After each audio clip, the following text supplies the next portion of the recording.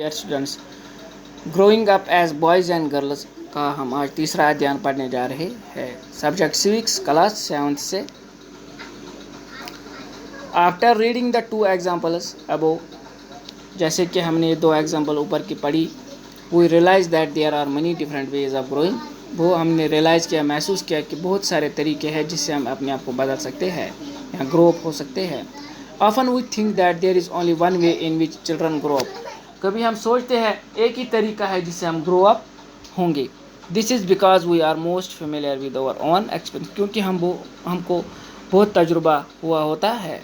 If we talk to elders in our family, अगर हम अपने फैमिली में अपने एल्डर्स से, अपने बड़ों से बात करेंगे, we will see that their childhoods were probably very different from overs.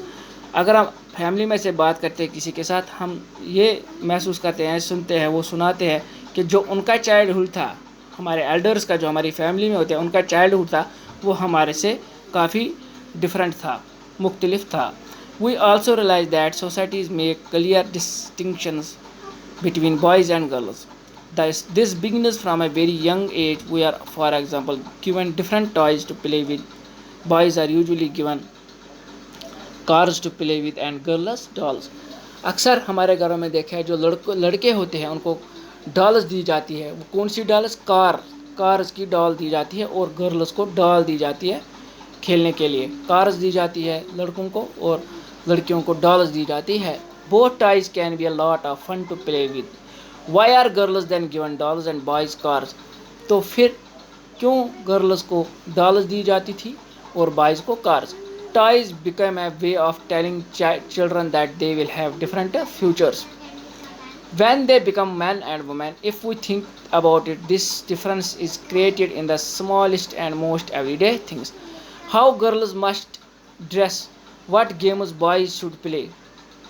Girls कौन से कपड़े पहनेंगी या बॉयज़ कौन से games खेलेंगी।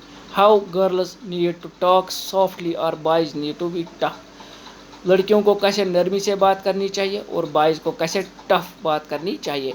All these are ways of telling children that they have specific roles to play when they grow up to be man and women later in life. This affects the subjects we can study और careers we can choose. यही future हमारा decide करता है हम आगे जाकर कौन सा सब्जेक्ट्स चूज करेंगे। In most societies including our own, the roles man and women play और the work they do are not valued equally.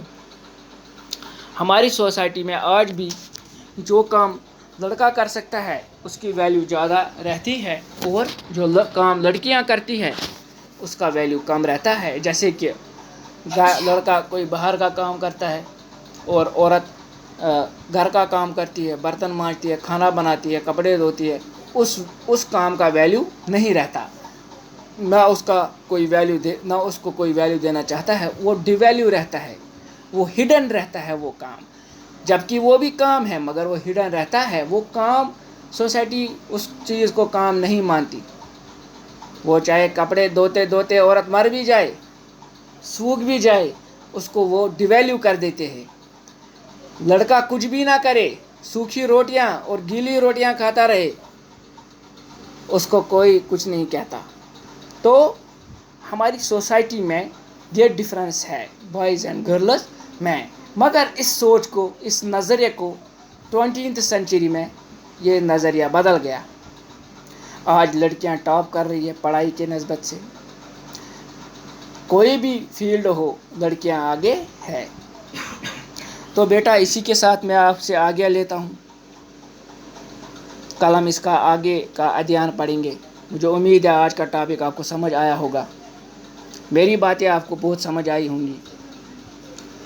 तो आपको पता आज कौन सी बीमारी है। जो ये स्टे होम स्टे सेफ का लागू है, इसका पालन करना है, इस पे अमल करना है। अपने कुछ खाने से पहले अपने हाथों को साफ़ करना है, किसी भी साबुन से धोना है। बाहर जाते समय मुंह को मास्क से ढकना है। भीड़ भाड़ इलाके में नहीं जाना है। सावधानी हटी तो समझो दुर्घटना घटी।